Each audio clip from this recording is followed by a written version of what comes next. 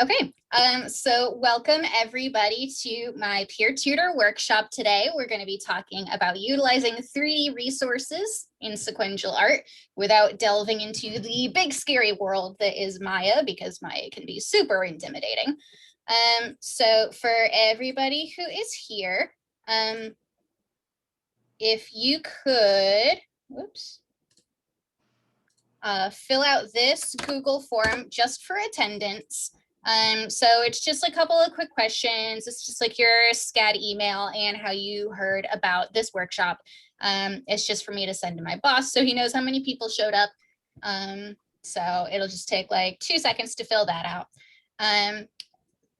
So during this meeting, feel free to just blurt out questions. Like if you have a question you want to ask me, you can talk over me, you can type it in the chat, whichever you prefer. I do not mind at all if you interrupt me, so definitely feel free to do that if you want to.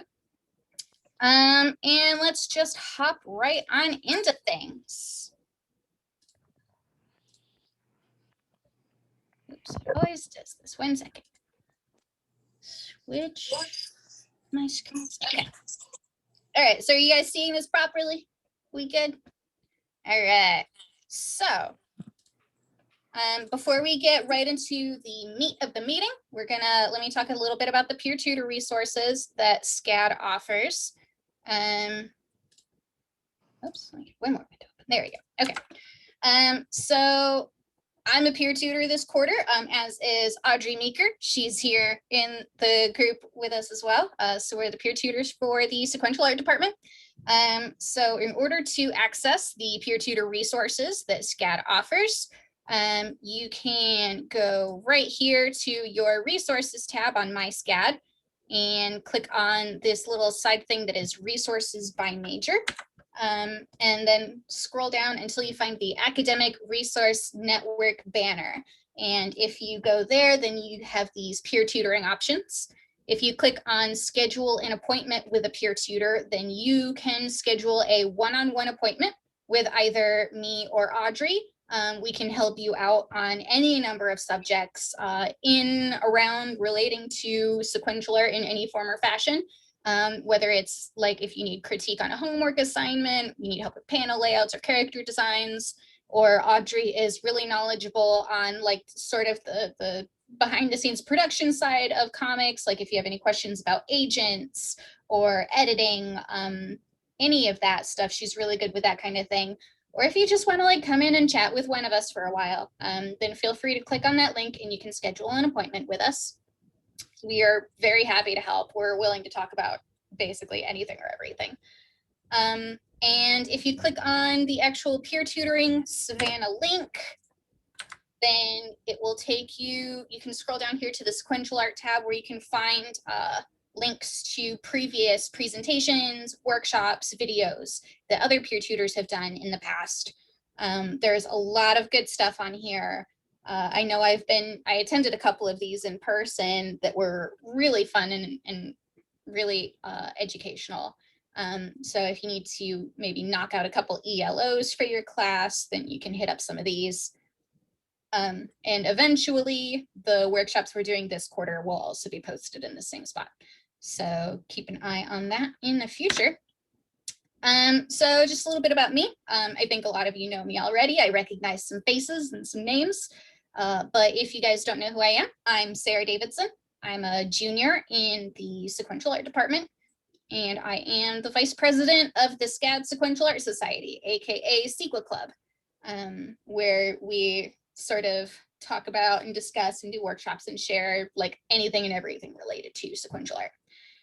My personal goal in my career is to get my master's in sequential art and become a professor at SCAD and work in the sequential art department myself so that I can share my knowledge and love of comics with the next generation of up and coming artists, because that's like my favorite thing ever to do. That's why I'm doing all of this, is I like talking comics and sharing comics and learning comics and all of that. So definitely don't be afraid to reach out to me. You can, like I said, you can schedule through the peer tutor stuff, or you can reach out to me on Instagram or Discord. I'm literally always happy to talk about honestly anything. All right, so let's hop right into the meat of things. Utilizing 3D resources in sequential art without Maya. So before we begin, I want to clear the air on a couple of things here. All right, using 3D assets is not cheating. Tracing is not an ugly word. All right. And if you build your own 3D model or you use a model that's licensed for fair use, you are 100% allowed to draw right on top of it in your artwork. All right. It is, of course, obviously very important to understand how to draw things and how to handle perspective on your own. And using 3D resources is not a substitute for understanding perspective. But when you have tight deadlines or you're drawing something really complex, it can be a huge time-saving measure to use a 3D model as a reference or as a base. Just because you are capable of doing things the right way, aka the hard way, doesn't mean you have to do it that way every time. You don't have to suffer for your art.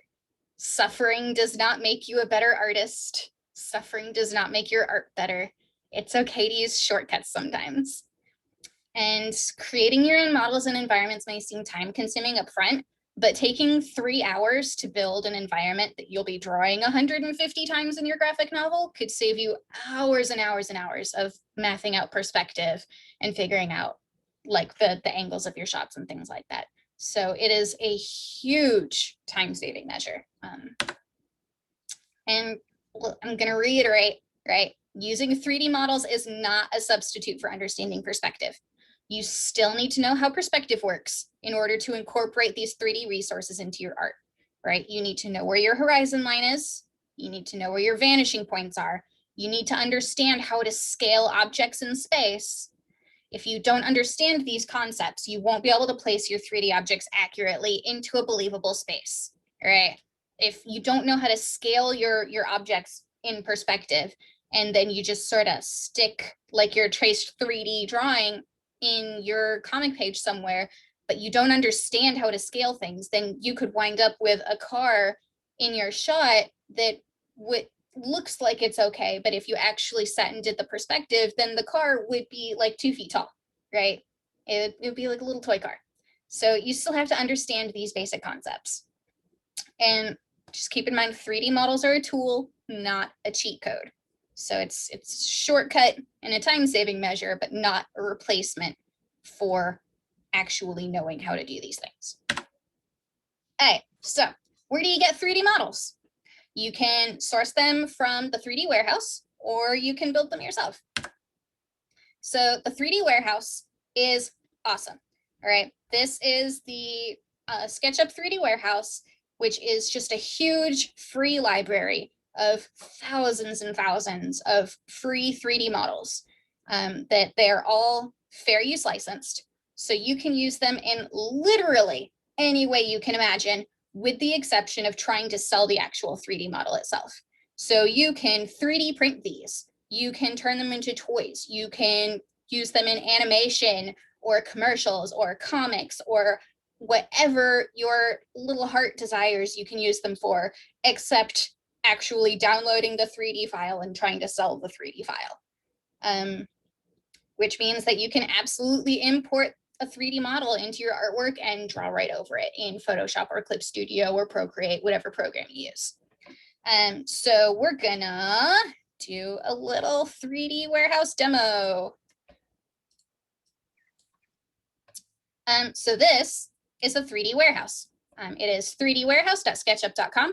I always forget that URL. I always find it just by typing in 3D warehouse in a Google search. And this is what you come up with. So the important thing up here is just the search bar. So somebody blurt something out or type something out. What do you want me to find? A sword. A sword. A Subway, like a Subway sandwich, or like a Subway restaurant, or like a Subway train? All right, let's do a Subway train. Let's see what they've got. I haven't actually looked for one of these, so let's see what there is. So you just click on the models tab, and before you are tons of different models for subway trains. Like this one's an entire subway station. All right. So you click on something, you click on view more details, and this takes you to the downloadable file. It talks about all kinds of stuff that you don't need to know because we're not 3D printing any of this, so none of this is relevant to us. If you click on the little 3D model button, it'll give you like sort of a little mini virtual preview of it that you can fiddle with a little bit right here in your browser just to see if it's the kind of thing that you personally want to use. And if this is something that you want to use, then you can download it and you can then manipulate it using one of the programs we're going to talk about here in a second. Can you use the site on like mobile, like on an iPad, or like to use in Procreate, or would it be better to like download it on like a laptop computer and then import it to your iPad? For anything 3D, I will say as a blanket statement, you will have a better experience doing this on a computer with a mouse. Okay. If you are trying to use a tablet or a trackpad, like on a laptop, you're not going to have very good camera control. Because like I don't have like a desktop or like PC computer. Like I have a MacBook and I have an iPad. So yeah, so if you could just get a mouse, like a USB mouse that plugs into your laptop, it's going to be so much easier for you than trying to use a trackpad. Okay. Yeah. So this is the 3D warehouse.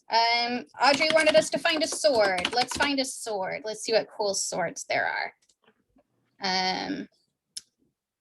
Oh, this one's cool. It's like sort of a Klingon looking sword. So this is where you go to get models. There's tons of different styles and different objects. Once you see one that you like, you just go here to the download option. If you click on the little drop down arrow, then there are lots of different options on here. With one exception, you are always going to want to download the most recent file. And I will talk about the exception when we get to it here in a second. But 9 times out of 10, when you get to this point, just hit download SketchUp 2020 model. It'll just save the SketchUp file to your computer, where you can then view it and manipulate it using the programs we're going to talk about here in just a second. Before we get into that, does anyone have any questions about the warehouse?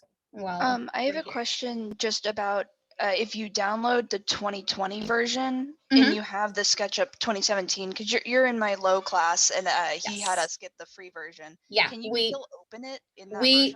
Yeah, no, so that is the one exception. And so I am going to talk about the 2017, but basically, if you're using the 2017 version of SketchUp, you want to download the 2017 model to ensure compatibility. It's not very likely that there will be any issues, but the option is there just to help avoid any little glitches that might come up. Got it. Thank you.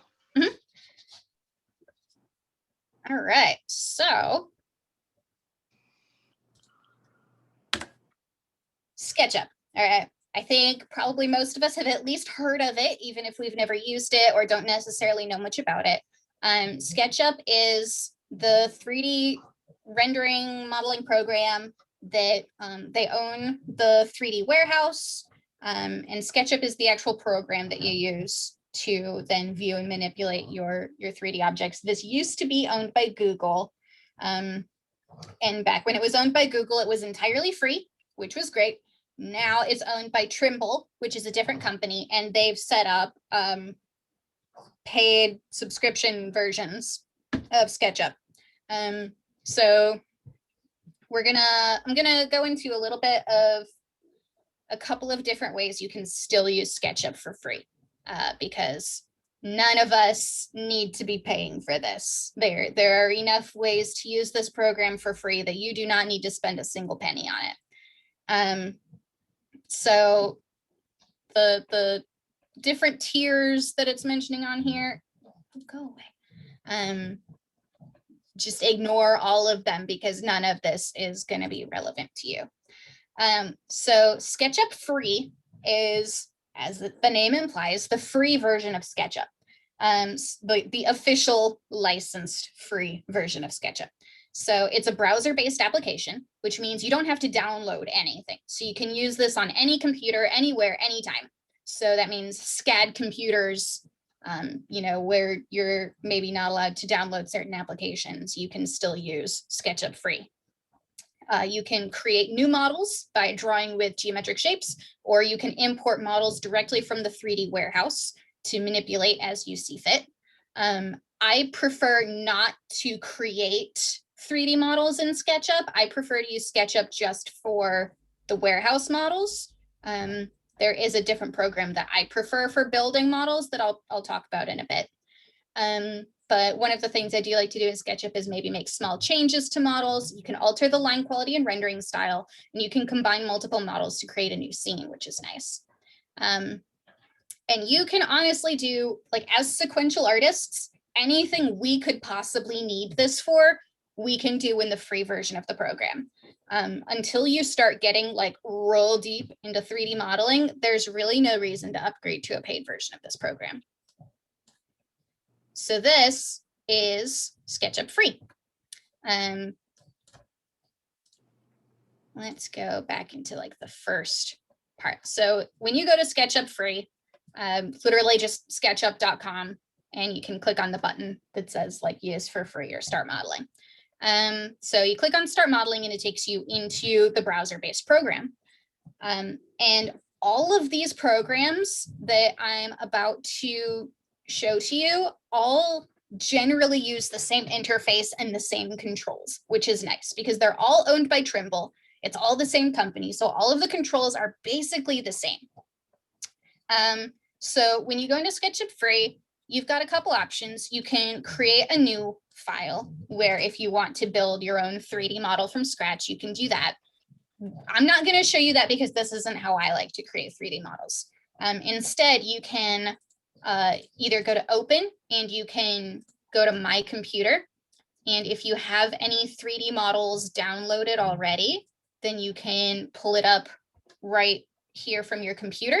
So you can choose any one of these things that you have downloaded. Or if you click the 3D warehouse button, then it'll take you directly to the 3D warehouse. And you can download things from there.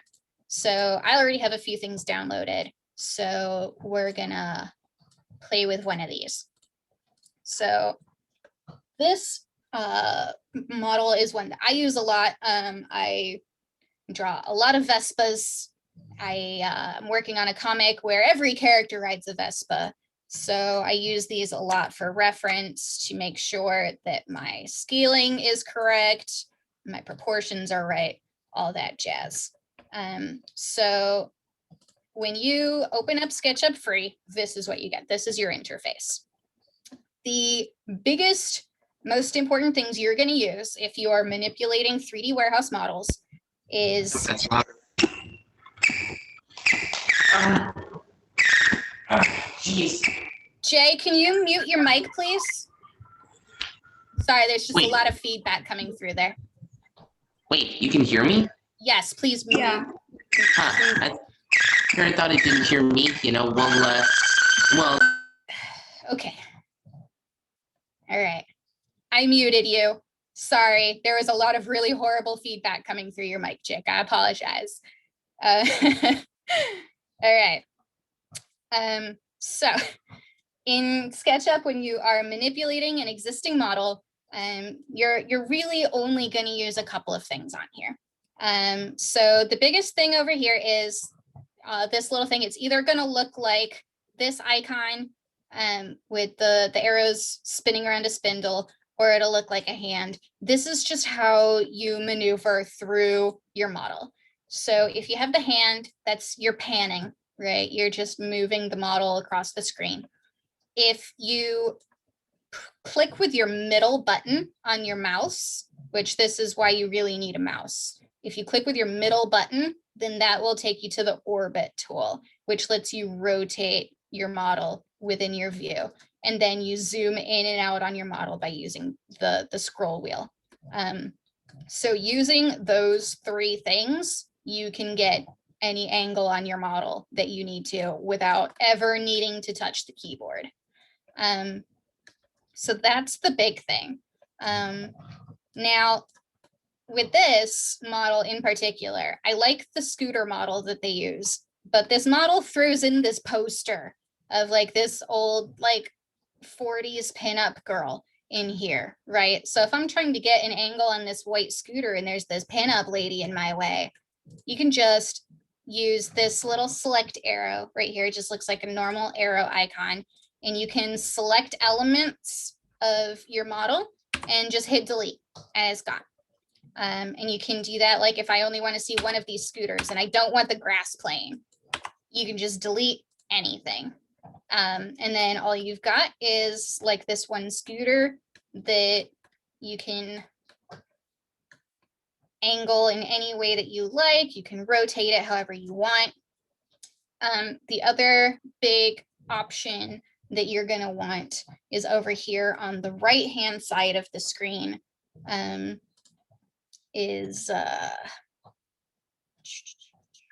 not the right one. All of these icons kind of end up looking very similar, so it can be hard sometimes to remember which icon is for which thing.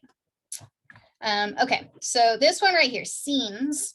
This one is very handy because you can force your object into 2-point perspective by clicking this button. No, that one's parallel projection. But there you go. So if you're trying to actually put an object in space and you rotate it to however you want it, but it's in a different perspective. Like if you're doing a shot in 2-point perspective and what you're doing is in 3-point perspective, then obviously it's not going to look right. So you just hit that button, it'll force it into a 2-point perspective so that you can then use this angle in your comic and it'll feel like it fits in with the perspective that you've already established with the rest of what's going on. The other option that is really nice that you can do is you can change the rendering style of the object, right? So like if you're trying to draw this scooter, and let's say you find the angle you like, you take your screenshot, you bring it into Photoshop and you start drawing over it. It can be a little difficult sometimes to maybe decipher like where certain planes are, where different elements are, like what important lines you should maybe be focusing on drawing. Or maybe like some of the textures and renders are just distracting you. So you can change the style of how this image is being interpreted by SketchUp. So you can apply like different line weights and styles.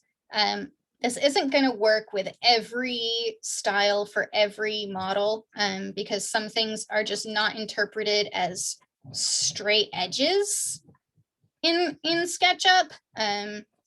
This scooter is not like the world's best example. Let me open a different one that I've got that works a little bit better so I can demonstrate what I'm talking about here. So let me, because it's silly, but I've got this dumpster that kind of works better. So this is one of the nice things you can do is you can scale your object up if you. So how tall is a dumpster? People are taller than dumpsters. So you can kind of see how it will be sized in relation to a human being, which is really handy. And then this one, I think, works a little bit better with some of these sketchy lines. So you can see a little bit better here, like maybe how an object like this might be rendered if you're actually drawing it. It can help you like narrow down some of those lines, maybe make it a little bit easier for you, depending on which one of these you pick. Like some are more effective than others. This one's nice. Like look at those nice clean outlines, right? Like that's going to help you really figure out how to render this object. Those are really the only things you need to know how to use, honestly. Like when you start getting a little more fiddly with things, you can get a little more advanced with it. But for our intents and purposes, like that's kind of it. So that that's the basics of SketchUp Free. Does anyone have any questions about SketchUp Free?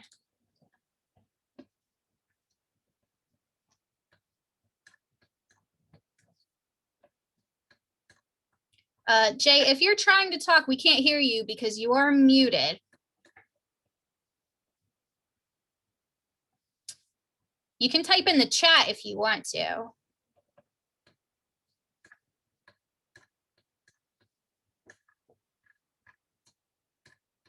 And I will show you guys in a little bit further into the presentation how to actually incorporate models into like your drawing programs. There are a couple ways to do that. But for now, I'm just sort of introducing the different programs.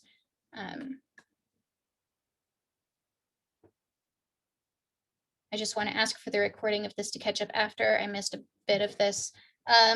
Yeah, Jin, once was there a question you wanted to ask now before we get any further into it? Or is that something you wanted to hold off and like wait until the end?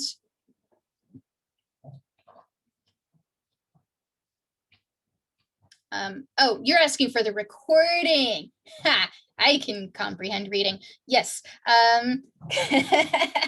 Yeah, the recording should it should be eventually posted to MyScat under the peer tutor resources. That might take a little bit though. So if you are part of the SCAD Sequence Society Discord, I will be posting a link to the recording in there once the meeting is over. So it'll be available there. And at the end of this presentation, I'll have a link to the SCAD Sequence Society Discord if anyone isn't already part of that. So it will be there. Okay, so that is SketchUp Free. The next option that is available is SketchUp Viewer, which is a free downloadable application. So it's not browser-based, it is an actual program, which means that you can use it even if your internet is out or if you don't have access to internet, things like that. So you are not reliant on the internet to use this program. Viewer is, as the name implies, just a viewer. So you can't change the models. You can't manipulate anything about them.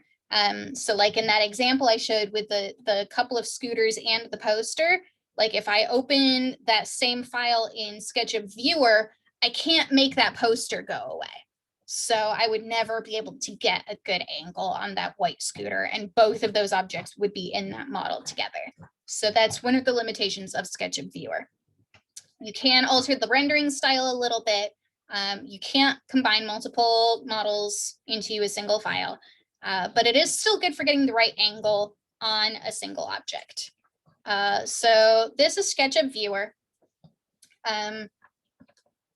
The controls are going to be exactly the same as they are in SketchUp Free. So you use the hand to pan, you use your middle mouse button to rotate, and you use the scroll wheel to zoom in and out. The interface is slightly different here, but honestly, all of the options wind up being almost exactly the same. You can force it into a couple of different angles by clicking on these buttons up here. If you go to camera and you check perspective, then it'll make sure it's in 2-point perspective. So like if you rotate it around and you get like an angle that you like, then you can force it into 2-point perspective by clicking that button. And so that'll be actually in perspective. And then these buttons right up here are the different rendering styles that you can choose from. So they're definitely not as advanced as the ones in SketchUp Free, but they are there. Like I usually like to take off like the shiny things. Like when you look at this, like the headlights and stuff, they're basically just flat patterns projected onto the shape, and they can be a little distracting sometimes. So I usually like to turn those off. But the thing you can really do with SketchUp Viewer is you just make sure that you can get the right angle on your object, and then you can then take a screenshot and import into your drawing program. And I'll demo how to do that in a little bit. That's really all there is to SketchUp Viewer. You can view your models. That's what it does. We're not going to talk about SketchUp Pro because first of all, I don't have it because it's expensive. Second of all, none of us are going to need it. Like, we will never be doing advanced enough 3D stuff as sequential artists that we will need the pro version of SketchUp. If you ever get to that point, feel free to drop the money on it, experiment. I think there's a 3D trial you can test out if you want to. I know, I think it's Atkins has SketchUp Pro, and he likes to use it for background elements because there's like a certain rendering style that he likes that helps him incorporate his models into his artwork or something like that. We don't need it. All right. Now we get to SketchUp Make 2017, which is an interesting loophole into getting a full free downloadable version of SketchUp. So this is the last free version of SketchUp that was available back before Google sold the program to Trimble and Trimble decided to start charging for everything. So it is still available as a free download if you know exactly where to look. So if you Google the phrase SketchUp Make 2017 download and click on the very first link available to you, it's going to take you to this website on Trimble. And then if you click down here, SketchUp Make 2017, you can choose either Windows or Mac, and that will download the entire full version of the 2017 edition of SketchUp. So it has all of the functionality that the program needs. The only downside is that because it's an older version, there might be slight compatibility issues with new warehouse models. I can't really foresee any major conflicts that would happen by trying to import a newer model into an older program, but just in case, when you are in the 3D workshop, like I mentioned, just make sure that you download the oldest version possible. So if you're using SketchUp Make 2017, make sure when you hit this little drop-down arrow for downloading your model, you choose the 2017 model. And Hey, Sarah. yes. We have a quick question from Jay really quickly. So, oh my God, Siri just started talking to me. So the question is, all of these models are usable without Wi-Fi usage. Yeah, with the exception of SketchUp Free, which is the browser-based program. If you use either SketchUp Viewer or if you use SketchUp Make 2017, then both of those programs are available without Wi-Fi as long as you have already previously downloaded your 3D models.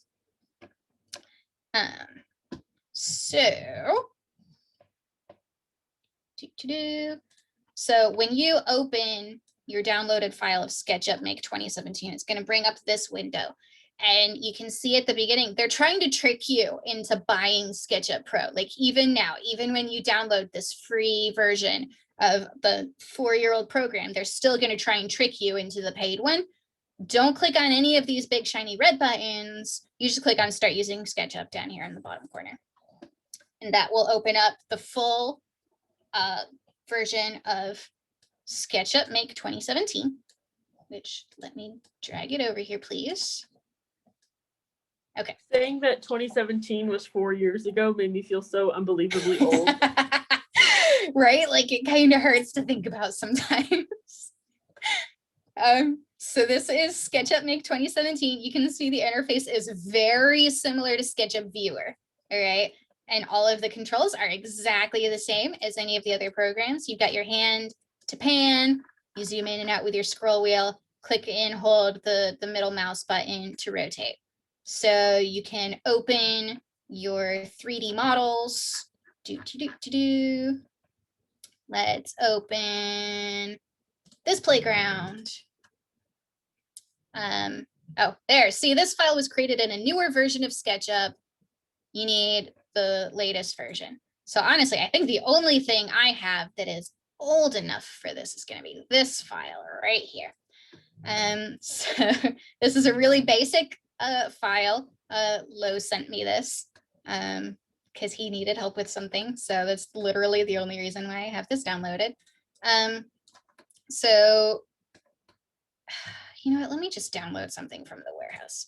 Let's download Audrey's sword. So we'll download the 2017 model. Now I've got about 5 different versions of SketchUp installed on my computer right now. So if I just click on this, I have no way of knowing which program is going to open it, and it's probably not going to be the one I want it to be. So I always just make sure that I go through SketchUp Make 2017 and find the right one. So here is Audrey's sword, fancy Klingon sword that we've got here. So exactly the same as the other programs. You can rotate, zoom in and out. This program does let you manipulate things a little bit more. So you can, like, if you want lots of swords, you can just hit Control C, Control V, and you can put lots of swords in here. Jay, I don't have a gun blade. Let me see if the warehouse has a gun blade. Click on models. There we go. You want a gun blade? Let's download the 2017 file for Gunblade. I love that the creator just mashed keys into the keyboard for their file name. That's very helpful.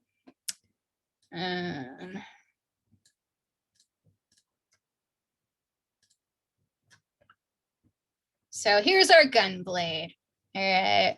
So you can rotate it in space. You can get all the different angles. This creator, every once in a while when you download a model, the creators will kindly program different scenes where it'll sort of display your 3D model in a couple of different cool angles, just to sort of show off their model in all its glory. In SketchUp Make 2017, you can force it into 2-point perspective by clicking on camera and checking 2-point perspective. So once you get an angle that you like, again, you can force it into perspective to make sure that it's going to actually fit with your artwork. And this one doesn't have a whole lot else to it, just because it is an older version. So that's really about what you can do with your objects in SketchUp Make 2017. You can, again, you can like manipulate the object a little bit. Sometimes with some of these models, you can grab like one piece of a model and move it by using like this move tool or like this push-pull tool. It's not always super reliable. So when you want to try and do something like that, if you use your select tool and you select like one object, like this is not, there we go. So like you can kind of see these little blue dots means that I have selected this barrel right here. So then if I use the, oh, I can't push and pull on smooth surfaces. But you can kind of mess with it a little bit. Totally destroy your model. So if you know a little bit of what you're doing with 3D models, then you can manipulate these a bit. Not like this. This is unusable, non-functional. But if you know, you can play around with it and see what sort of things you can do. One of the little things I like to do with some of the scooters that I use is if like if I need to draw like the seat up so that the characters can access what's in the boot of the scooter, then you can usually just grab the seat and rotate it up with this rotate tool right here. So it's a little tricky to figure out. And honestly, I usually spend longer fiddling with this rotate tool than I would just doing it myself. Because it gets a little hinky, but there are ways that you can manipulate your 3D model within SketchUp Make 2017 once you know a little bit more of what you're doing. But for the most part, it's entirely unnecessary. We do not need to do almost any of that, honestly. Like once you get this, then this is kind of all you really need. So that is SketchUp Make 2017. Does anyone have any questions about this before we move on to the next part?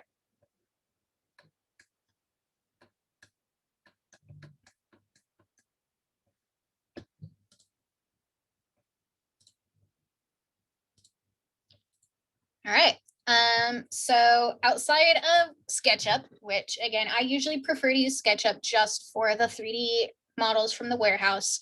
If you're going to create your own models, Jay, you find models from, it's just called 3D Warehouse. So it's, if you just go to Google, just type in 3D Warehouse, it's going to be the first thing that shows up. Outside of using existing models, you can create your own 3D models, which is not as difficult and scary as you would think, if you are using the right program. If you're using Maya, Maya is big and scary and intimidating and has 27 different menus and submenus and interfaces for animation and rigging and lighting and like a million other things that you just don't need and will never use. I prefer to go roll basic and use Tinkercad, which is a free browser-based program that is aimed at children. All right. The target audience is like between 5 and 13 years old. So it's super easy to figure out. All right. It starts with very basic elements, but you can do like really complex things with really basic elements, right? You know, I feel like all of us get told over and over again, everything is made out of basic shapes. You know, you can make basically anything just by combining cubes and cylinders and spheres and cones and get a general approximation of basically anything. So that's what Tinkercad is really good for. It's very robust. It has some very easy to understand tutorials. And yeah, once you know how to manipulate your basic shapes, you can make some very complex things. So this is Tinkercad. And this is one of the models that I built for my webcomic. So this is a clothing shop, right, where the character works. And there's probably about 5 or 6 pages of the comic where this is the background scene. And honestly, it took me an hour to make this entire environment, which then saved me so much time having to sit and figure out like the perspective and the angles and the floor plan and everything to draw this environment over and over and over again in my comic pages. So it's super easy to get started in Tinkercad. And what we're gonna do is we're gonna make a model. If I can, there we go. So we're gonna create a new design. And one of the things I kind of like about Tinkercad is up here is the file name, and it just gives your model a random goofy name until you name it something. So this model is called the Fantabulous Borwo Bromble until we name it something else. And I kind of love that. So let's make something. Give me something that is comprised of basic shapes that we can make, whether it's furniture or a prop or what have you. Shout some ideas out, type it in the chat. Teacup. A teacup, we got a teacup or a vintage lamp. Those are both good options. We could probably do both of them. So let's start with a teacup. What kind of shape is a teacup, right? I would think sphere cut in half. Yeah, like a sphere cut in half. All right. So if we're going to make a teacup, we start with a sphere. You literally grab your shape from the menu, click and drag it onto your work plane. All right. That's it. It's so easy. All right. And then you can scale it up or down using the squares in the corners. If you hold shift, it scales the size. If you let go of shift, you can squash it and stretch it into all sorts of obloid shapes. And then this little coney boy up here will raise it and lower it above or below the work plane. And then you can rotate it, which it's a sphere. Rotating. And then you can move it with the arrow keys or by clicking and dragging on it. So if a teacup is half of a sphere, oops, our sphere is below our work plane. Let's move that up a bit. The way you remove something from another shape in Tinkercad is with these shapes up here with these gray lines through them. The gray lines mean this is going to be a negative space shape.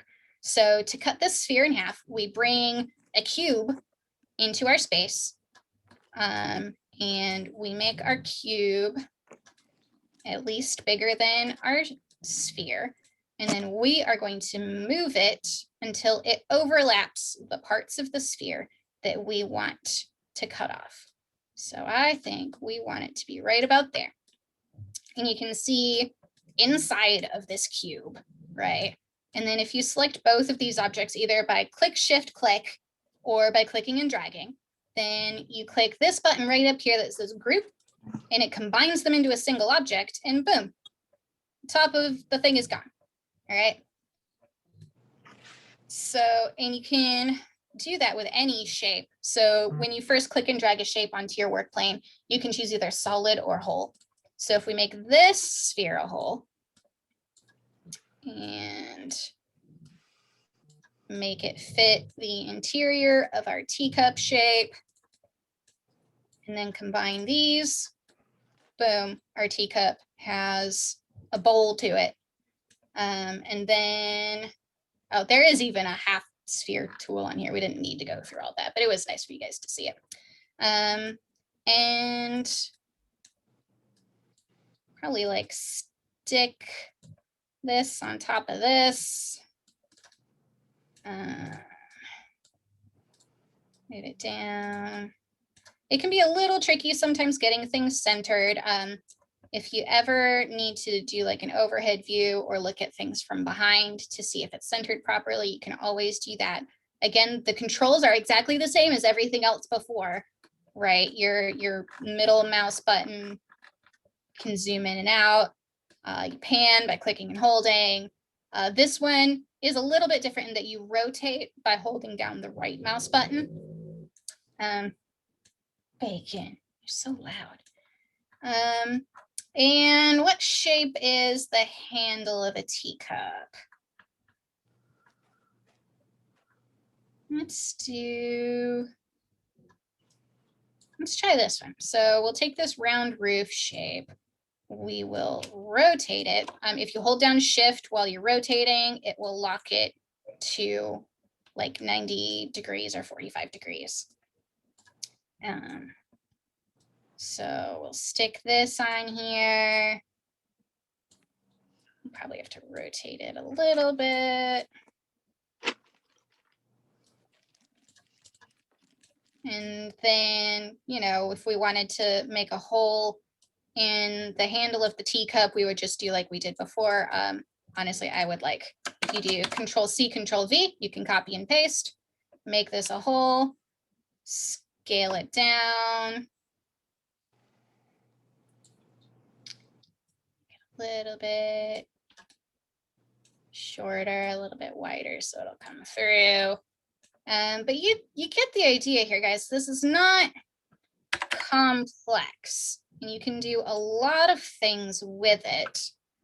The best thing that this program is for is not in making like highly accurate, super detailed models of things, but for getting the general size and proportions that you need to then bring these things into your drawing program. So then if you hit this group button again, then you can group it all together, and it's a single object that you can then move and scale and everything as its own thing. So like maybe you want a really weird shaped teacup for some reason, then you can have that really weird shaped teacup. And one of the things I like about this program is that none of this is permanent. All you have to do is hit ungroup, and it separates those into their disparate elements again. And if you hit ungroup, then you got your whole back. So you can always be messing with things and fiddling with things, tinkering with things, if you will, since the program is Tinkercad. So over here is your menu bar. You know, it's got all of these basic shapes, and then it gets into a lot more advanced shapes over there too. And I just closed that, and I don't know why I did that, because I wanted to show you guys more of what's in this menu. So this is another model that I made for my comic of a scene that takes place in a library. which honestly, you didn't even end up seeing any of these chairs on this side. Like I spent like 30 minutes designing these chairs and then you just didn't see them like at all in that scene. But like all of these bookcases, like they're all the exact same. I built one bookcase and filled it with books and then just copied and pasted it like 7, 8, 9 times, whatever. But if you go over here, so you've got your pane with your basic shapes, which honestly, you can make literally anything using these basic shapes. But they also have more advanced shapes. They have text and numbers. So if you want to like make a sign or something, then you've got all of your letters and numbers over here. You've got characters, which like a lot of this is sort of geared towards 3D printing, like little toys and stuff, again, for kids. So if you're building like a character, you can drag this in here and you can stick an eye on it or whatever. I don't know where that eye wound up. I think it's inside its head, but that's the stuff in the characters. Connectors, if you're building like an action figure, then these will be movable pieces, and you can honestly like download this file and send it right to a 3D printer and it will be totally cool. I thought there was another thing on here that was kind of cool that I wanted to show off, and now I can't remember. Oh, here it is. Making it home. It's little household props, water bottles, thumbtacks, toilet paper rolls, random little things for like some reason. I don't know why. It's cute. All right. Skeleton pieces. So you can like see a little skull and rotate that in 3 dimensions if you're having, that's not even like a human proportional skull, but it's a goofy skull. But that's the sort of thing that you can do with Tinkercad. It's really versatile and it's a lot of fun and it's really, really simple to use. And when you start using it, it's gonna give you like some tutorials that start out really simple, like make a square. Now make your square tall. Now make your square short. And then it's going to get a lot more in-depth and involved until you're building spaceships, all right? Because that's what you can do. You can build spaceships. So does anyone have any questions about Tinkercad before we move on to the next stage?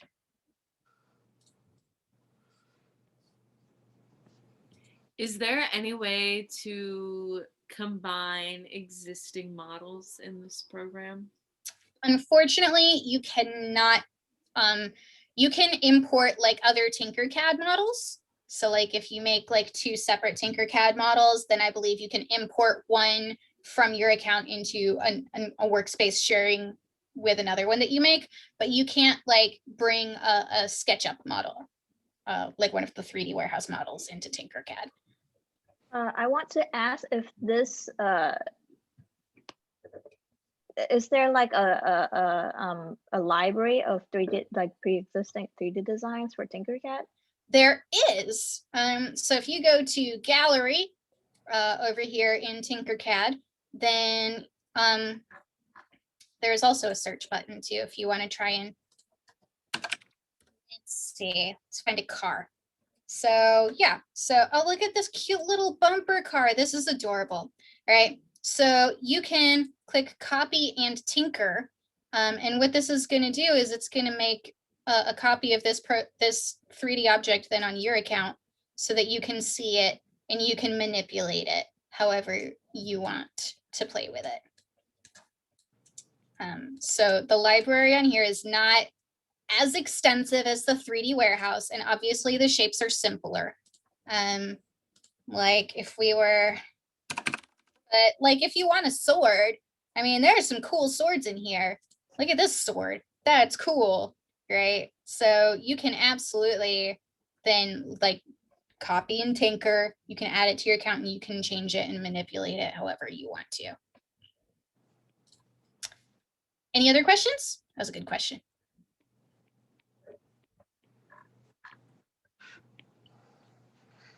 All right.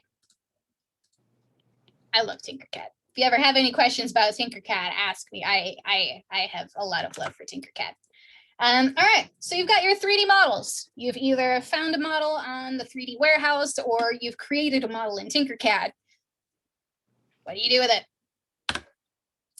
So there are really two main ways of bringing your 3D assets into your drawing program of choice. So for complex multi-piece models or larger environments, like the library that I had just opened up or the clothing shop, then you want to rotate the model within your 3D program, take a screenshot, and then copy and paste that screenshot into your drawing program. And I'm going to show you guys step-by-step of exactly how I do that. For simpler models, you can open the 3D model directly in Photoshop or Clip Studio and manipulate the angle more precisely from there. And I'll show you exactly how to do that as well. So the first option is by doing screenshots. So this is what I do for all of my backgrounds, because these models are too complex, really, for Photoshop to handle. Photoshop does very basic, like 3D rendering and things like that, but it's not really designed for it. So with something like this, open your 3D model in your program of choice, whether that's in Tinkercad or one of the many SketchUp programs. And as you can see, it's pretty basic. This is just geometric shapes. I add all of the clutter and clothing and detail and stuff after the fact. This is just for me to get my perspective down. So this is my process. So using your thumbnails as a reference, rotate the camera angle within your model to suit the angles that you need for your panels. Sometimes it can take a couple of tries to get it just right. The more familiar you are with the program and the process, the more likely you are to sort of get it on your first try.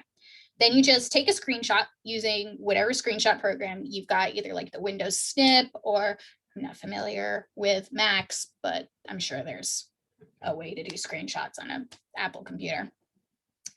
So you take your screenshot and just paste it right into your drawing program, and then just resize and crop it to fit the space of your panel. And it doesn't matter if this is low quality or low res, you know, your screenshot's probably going to be at 72 DPI and you're going to be pasting it into something that you're drawing at 300 or 600 DPI, but it doesn't even matter because you're going to be tracing right over it anyway. So this isn't what people are going to see. This is just for you and for your guidelines. So once I get my models in from a background, I like to pencil my characters right on top of my 3D background. So I'll just knock down the opacity and use that as the reference for where I'm placing my characters. Then I lower the opacity of my 3D background and just draw right on top of it. If you're using Clip Studio, you can snap your perspective rulers right along the lines of your 3D background. Then just fill in the details, add wear and tear, texture, objects, clothing, whatever. And then on a separate layer, I ink my characters on top of my background and either mask or erase the contents behind it. So you can see the difference between the 3D model and the clothing shop. Like obviously there's a lot more detail and character and dimension, texture, but having this in place meant I didn't have to sit and pick vanishing points and like math out like, okay, well, if this is this tall, then how tall does this thing have to be? It's all there. I just have to draw right on top of it, just trace those basic shapes and add my detail. And it is such a time saver. Anyone have any questions about this process specifically?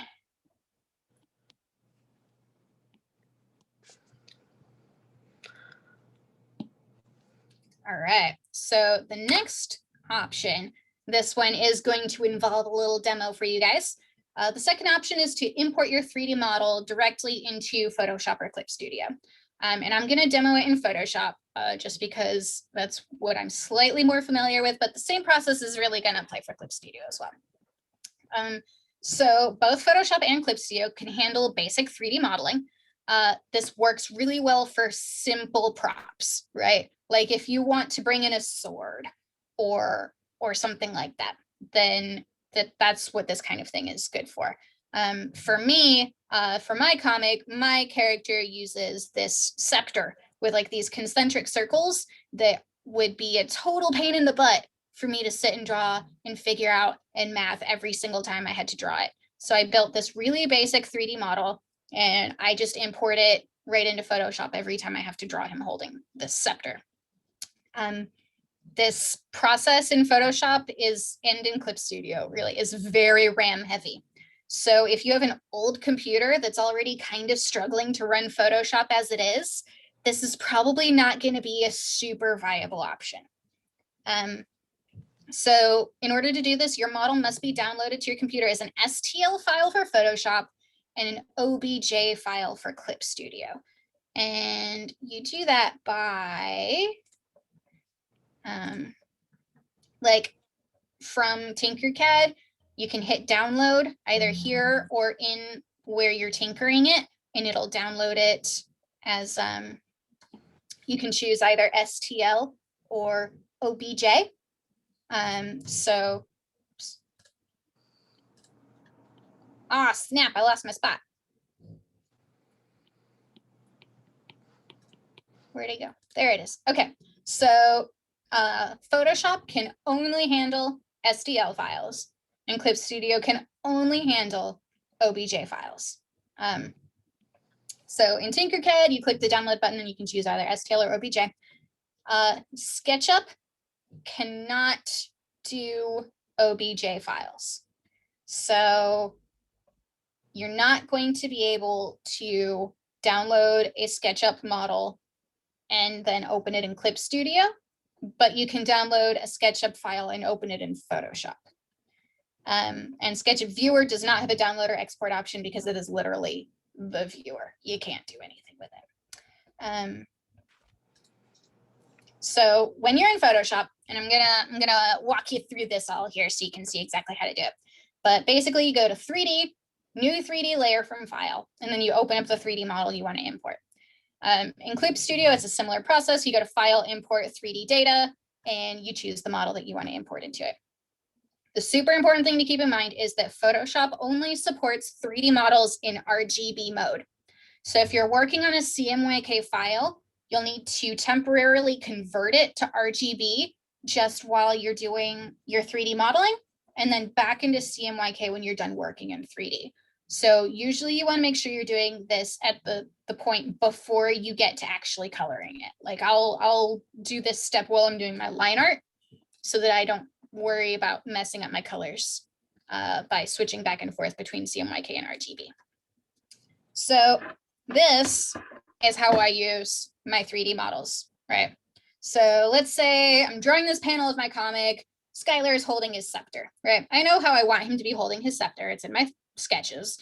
So I'll ink the character and I pretend he's holding something, but he's not actually holding something. So I draw his arm and his hand and everything fully there. Make sure you're in RGB mode. Then you go to 3D, new 3D layer from file. And then my model is here, Skylar's scepter.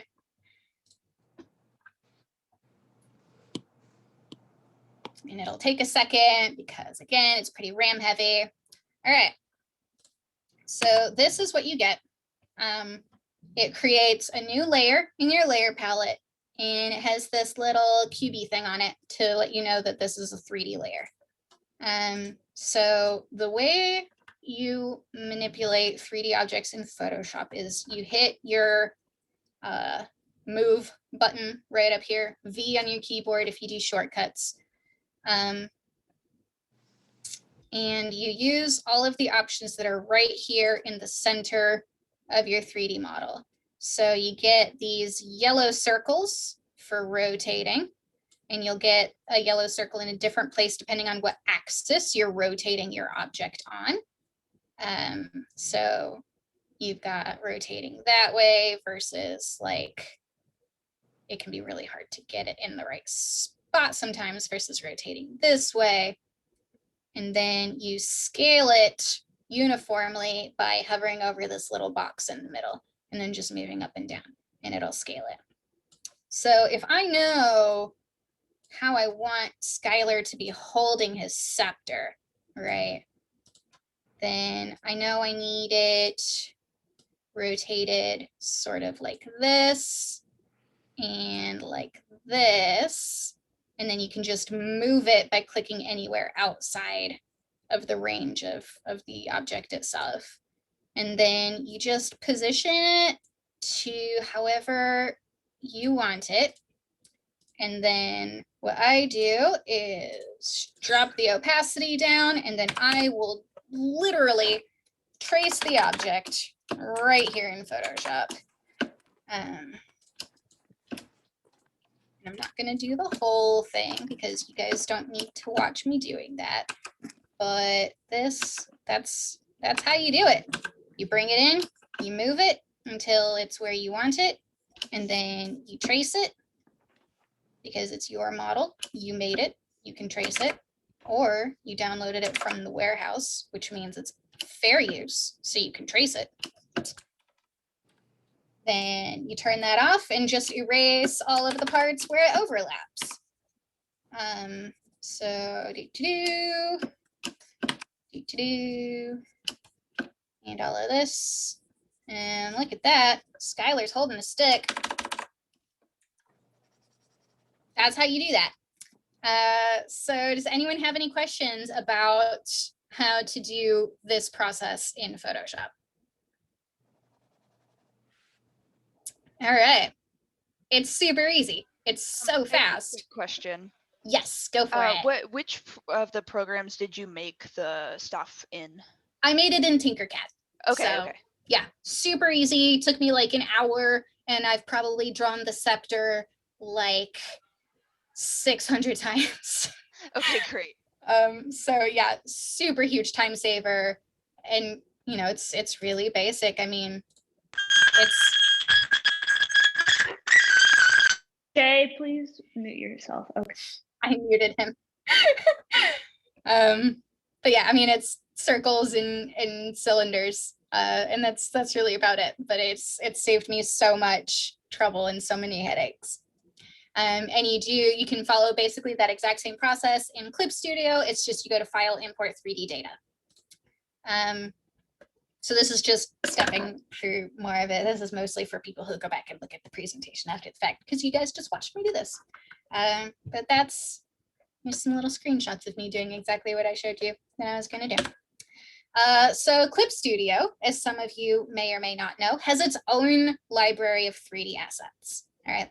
So these are free to anyone who is using the Clip Studio program. You can use them and utilize them however you like. There are comic artists, usually amateur comic artists, who will just plop these Clip Studio assets right into their comic pages and draw on top of them without manipulating them at all. And it looks really bad, guys. Don't do that. If you're going to use 3D assets, one of the biggest things you need to do is try to make it not look like you're using 3D assets, right? You want it to feel like it's part of your artwork. And I'm going to get into a little bit more of that here in a second. But for now, I'm going to show you how to access these 3D resources in Clip Studio. So to access these, you're going to open your material, brackets 3D window, browse through the available options and click the download button in the top right corner of the model. The download button looks like a little cloud with an arrow. It can take a very long time to download these models. So go get a taco or a cheeseburger and come back later, because it's going to be a hot second. Then you just click and drag the model from the material window onto your canvas.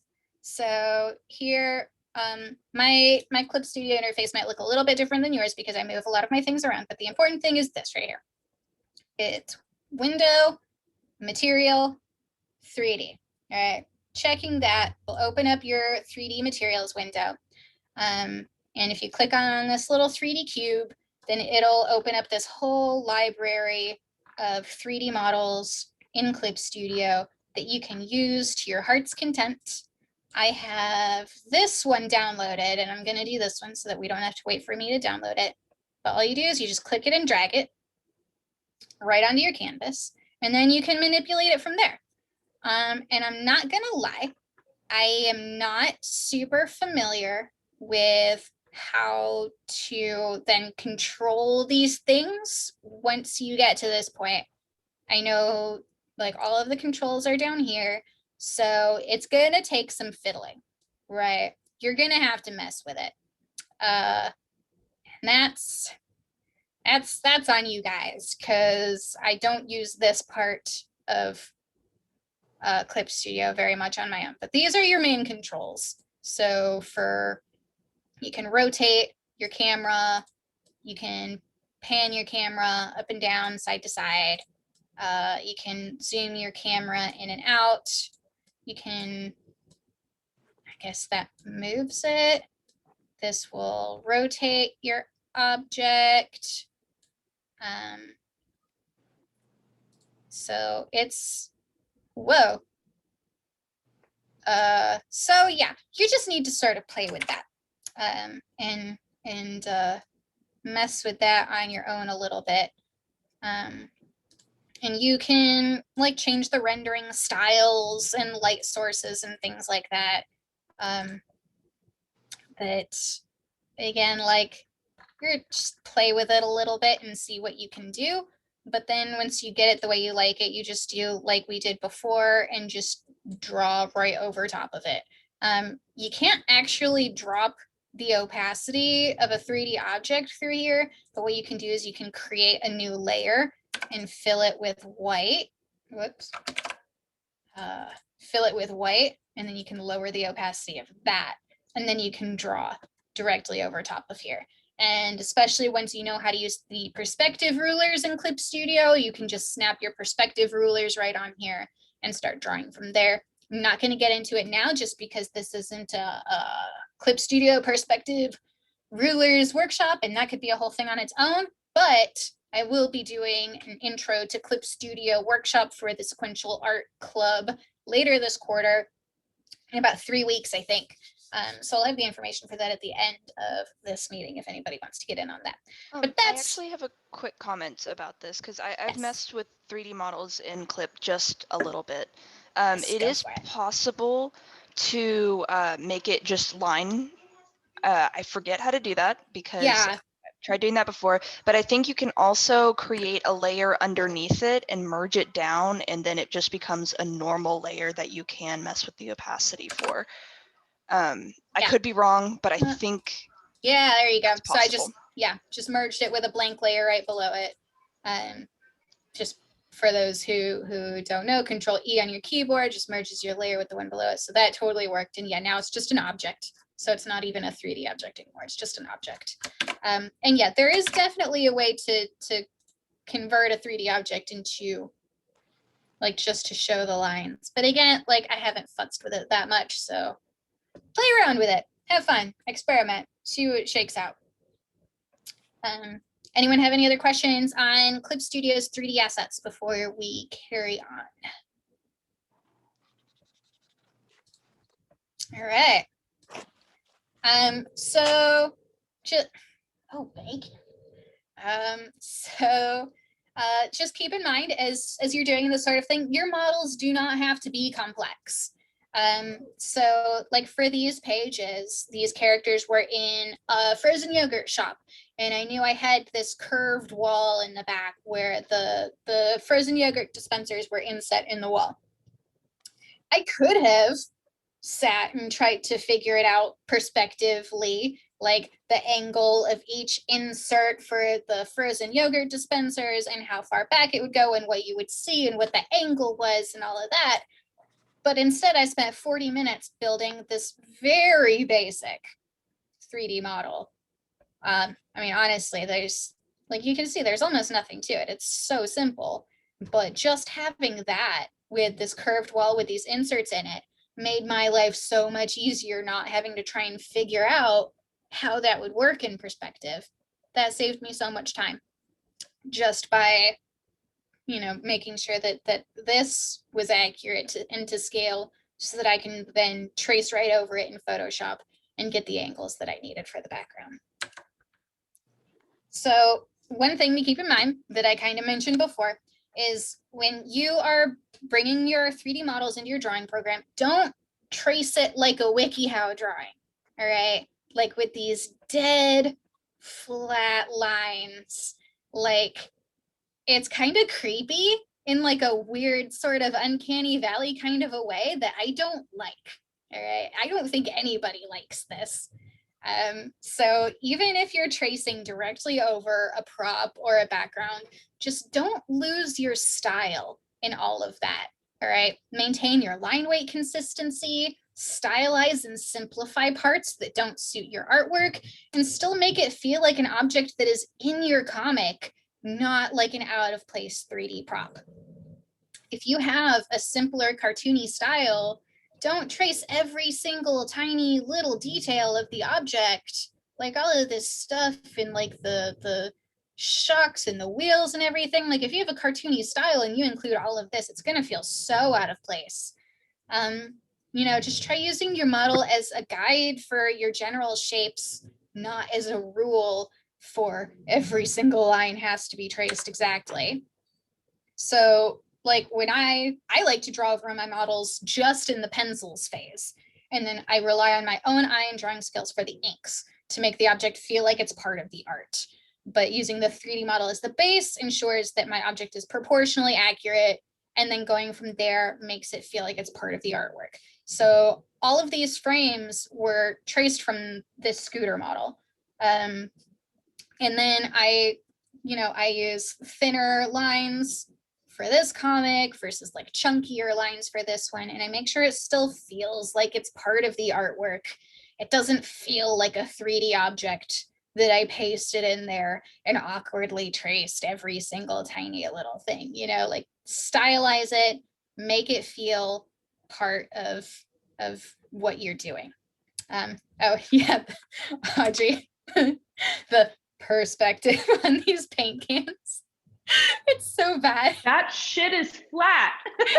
There's no perspective. And look, you can see like these things, like this is the ground and then this is the cabinet that's supposed to be on the ground. Like the more you look at it, the worse it gets. Yeah, it's great anyways. Yeah. So that's how I tend to approach it when I'm using 3D models. Do not just import a 3D object and leave it that way. All right. I've seen some web comics. Guys, I'm sorry, they're bad web comics that they will draw their characters and slap it on top of like a pre-rendered Clip Studio asset and leave it looking like a 3D model. And it looks weird and obvious and awkward when you have a 2D character interacting with a 3D object. Like if anyone has seen Don Bluth's Anastasia, I love that movie, God bless, but they were experimenting with combining 2D and 3D art, and all of the characters were 2D, and then the music box was a 3D object. And you can tell that when they're handling it, it feels like they're not touching anything. It doesn't have any line on it while everything else has a containing line, and it feels like it's not even part of the rest of the animation. So don't do that, right? Take the time to actually draw the object so it becomes part of the art and add character to it. You know, a lot of these stock resources, it's like, all right, here's a living room. It has a couch and a TV and a door and a plant, all right? And that's it. You need more than that to make it a convincing background. So you take that as your base and then you add character to it to make it feel like it's part of your art. I just moved into a new apartment and my living room like doesn't even have a plant in there. Like, yeah, okay. And if that's your thing, you know, if the part of the story is, all right, this character just moved into their apartment and it's day one and the only furniture they have is a lawn chair and a milk crate with a TV on it, then, you know, that's one thing, right? But you don't leave it like that. And like it even like there's more character to like the just moved into a new apartment feeling like than just like a generic IKEA like showroom setup. Yes, so. Because then like if they just moved in, maybe they got boxes everywhere. They've got like packing wrap and packing tape and things like half unpacked, you know, you can still have fun with it. And while 3D models are great for inanimate objects, backgrounds, props, environments, I do not recommend drawing characters from 3D models. All right. Clip Studio, Magic Poser, Sketchfab, a dozen other things have 3D human models that can be posed and rotated in different angles, different poses, all that jazz. But drawing from human 3D models can lead to very stiff and unnatural feeling characters. And I'm sure a lot of us know it can be hard enough avoiding drawing stiff characters in the first place, even when you're drawing from your brain or from photo reference, using 3D models as a reference is only going to make that harder because the 3D model is already posed stiffly. So using real life or photographic reference is always, always, always going to serve you better than a 3D model reference. That being said, if you are having a particularly hard time finding a reference of a tricky pose or a crazy perspective shot that you can't photograph yourself, these options are available to you. But even as reference, you shouldn't trace it. While you can get away with doing that for props and inanimate objects, tracing a 3D model is not going to help you. It's going to make your characters feel stiff and awkward and a little uncomfortable, and maybe the proportions for the model you're using aren't accurate to the proportions of the characters that you're drawing.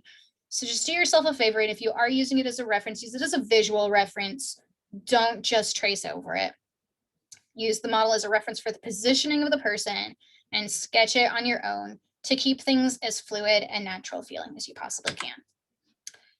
So that sort of wraps it up. Does anyone have any questions about anything we talked about? Anything about 3D, art, models, programs, any or all of the above?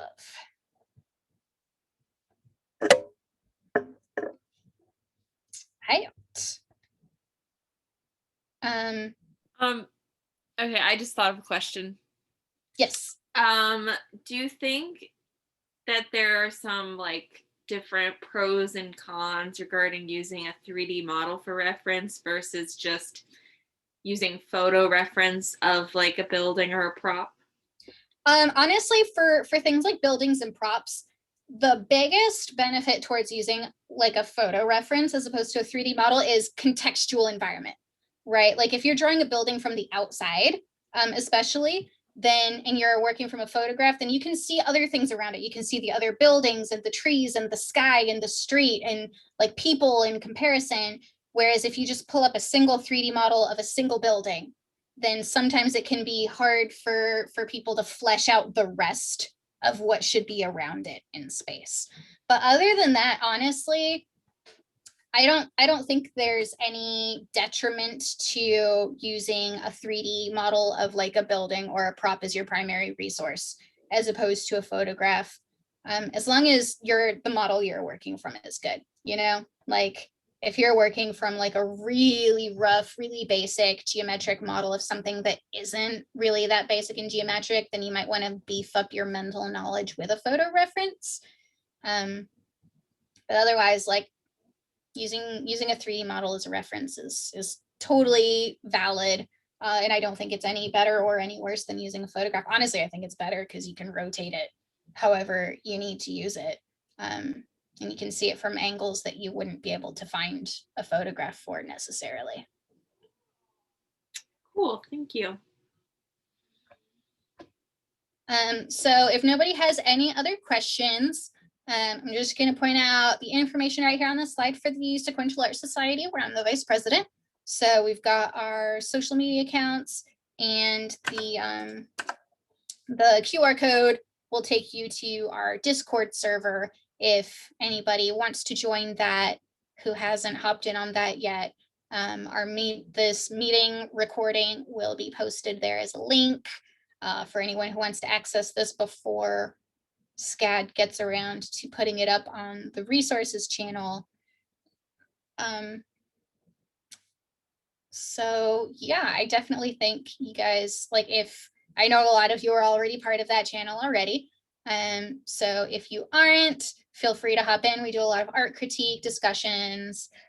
We show off our artwork, and we also stay on top of a lot of events that are happening within the sequential art department at SCAD. So especially lately, it feels like a lot of important event information is not getting disseminated properly through the official SCAD channels sometimes. So this is a good place for all of this information to all be contained in one place for everybody to get to it. So I think it's totally worth joining. last call for questions, complaints, compliments before I end this recording. Just a reminder, Sarah, that I'd like to talk to you after this. Yes. Anyways. Will do. And if anyone has not yet filled out this Google form for attendance, just please make sure you do that before you take off, just so I can send it to my boss and let him know who showed up for this workshop. I would really appreciate it.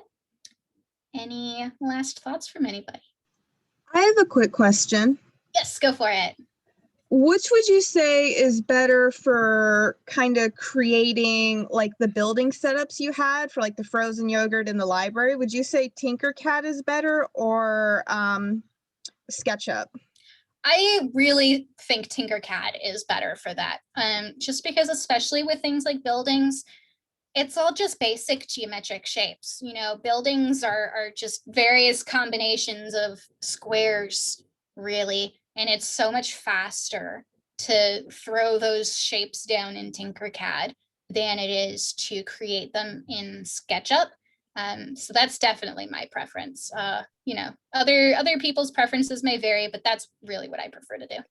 What about the fact that like scale, like in SketchUp, you can specify the dimensions of a rectangle, but you can't do that with Tinkercad, right? So how do you make sure that a room is like the correct dimensions? You actually can specify dimensions in Tinkercad. Let me show you that real quick.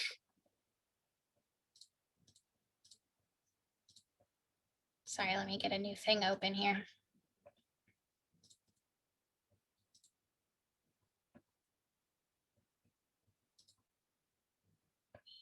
Share my, am I still screen sharing? I'm still screen sharing.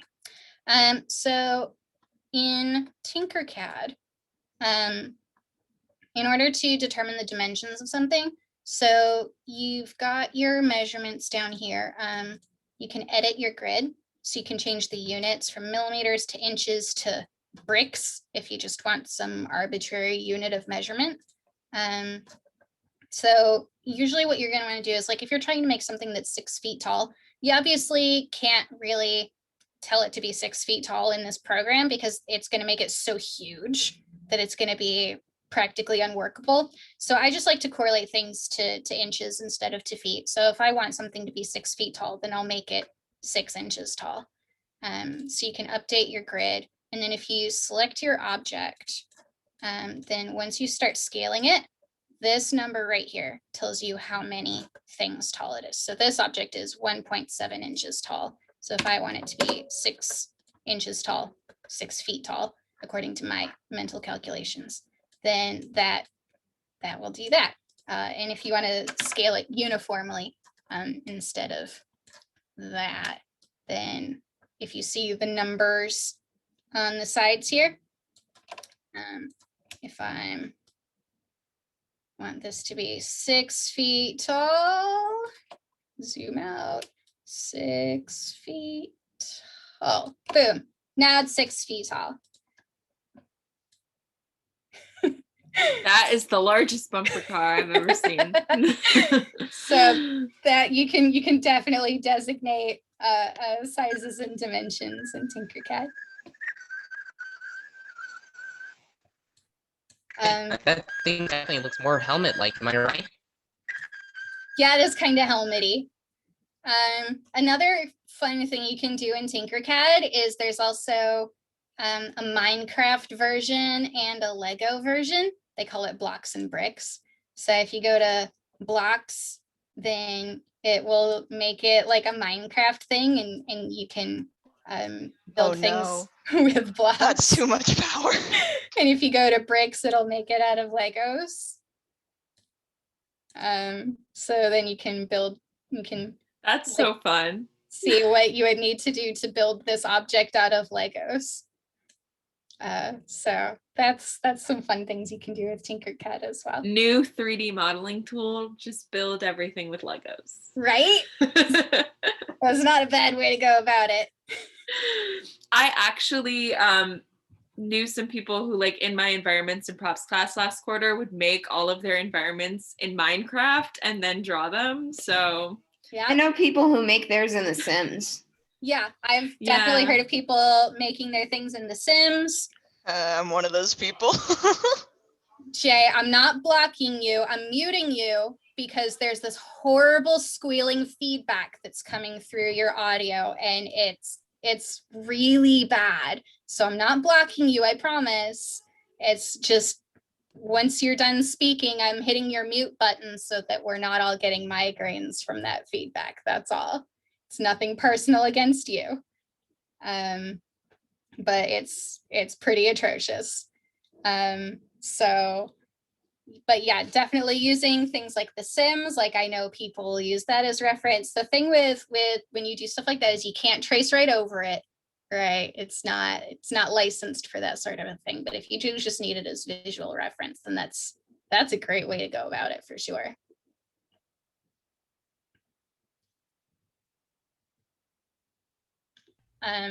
Any other thoughts, questions? If A that's thought that might be something fun to end on. yes. A kid in my writing class wrote a Minecraft fanfic as an actual assignment. And it didn't work at all because I'm not familiar with Minecraft whatsoever, but it was literally just like writing a scene about the characters in the Minecraft universe. And I'm like, Joshua, this is not good. But anyways, that's it. All right. And Jay asked in the chat what was before slide 28. This is slide 28. This is what was before that. So it was just another one of my comic pages where I utilized a 3D model for my backgrounds a little bit. All right. Well, if that's it, thank you all of you for coming. I'm going to go ahead and end this recording now. I really appreciate everyone who came by, and I hope this was educational for you. Thank you. Thank you. Yeah, thank you Yes, guys. thank you, Sarah. Oh, anytime. Where's my record button?